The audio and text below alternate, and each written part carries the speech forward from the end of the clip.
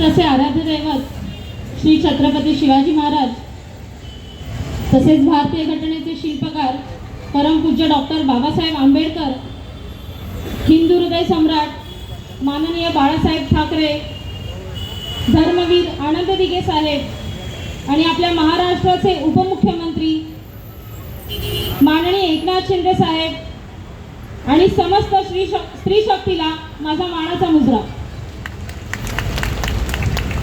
मंचकावर उपस्थित आपल्या सर्वांचेच लाडके लोकनेते, विकास पुरुष माननीय परमेश्वर कदम साहेब, तसेच इतर सर्व पदाधिकारी, मान्यवर, इथे उपस्थित सर्व ज्येष्ठ नागरिक, माता भगिनी आणि माझ्या तरुण मित्रवर्गाला माझा नमस्कार. आनंदवन बुद्ध विहारच्या पवित्र प्रांगणात आजची आपली प्रचार सभा होत आहे. वरच्या आणि खालच्या अशा दोन्ही परमेश्वराच्या कृपेने, आई वडिलांच्या पुण्याईने आणि तुम्हा सर्वांच्या आशीर्वादाने आज मी इथे उभी आहे आणि मला ही उमेदवारी मिळालेली आहे. आणि जी उमेदवारी मला जी दिलेली आहे आपल्या सर्वांचेच लाडके, मी त्यांना खरं तर राजा म्हणते. राजा जसं छत्रपती शिवाजी महाराजांना रयतेचा राजा म्हणायचे, तसेच आपल्या 133चे राजा समजते मी त्यांना. त्या राजाप्रमाणेच आपल्या रयतेची काळजी घेणारे, आपला विकास करणारे, आपल्याला सांभाळणारे विकास पुरुष राजाच आहेत. त्यांनी जी मला उमेदवारी दिलेली आहे, जो माझ्यावर विश्वास दाखवलेला आहे, तो विश्वास खरं तर माझ्या वडिलांमुळे त्यांनी दाखवलेला आहे.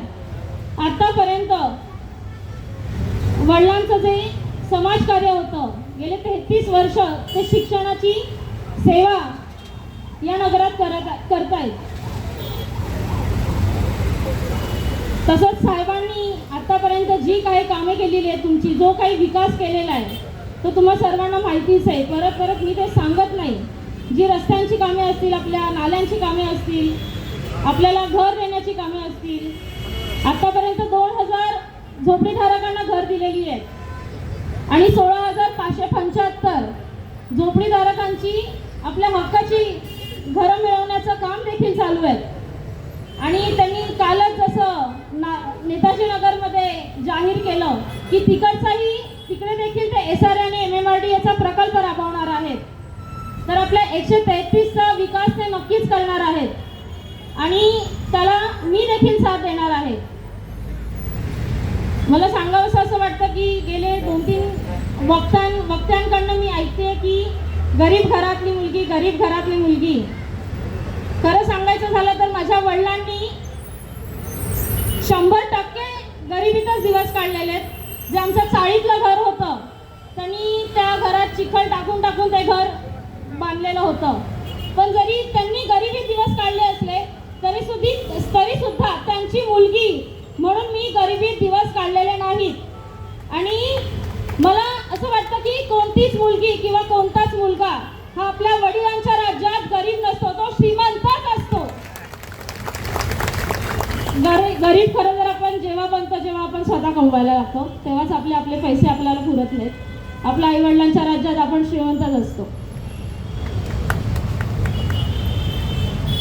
जसं साहेबांनी आतापर्यंत तुम्हा सर्वांची कामे केलेली आहेत, तुम्हाला साथ दिलेली आहे, त्याच पद्धतीने मी तुम्हा सर्वांना साथ देईल, तुम्हा सर्वांची कामे करेल. उंचीमुळे साहेबांच्या खांद्याला खांदा लावून नाही जमलं तरी सुद्धा बरोबरीने मी तुमच्या सर्वांची साथ देईल, त्यांच्याबरोबर काम करेल.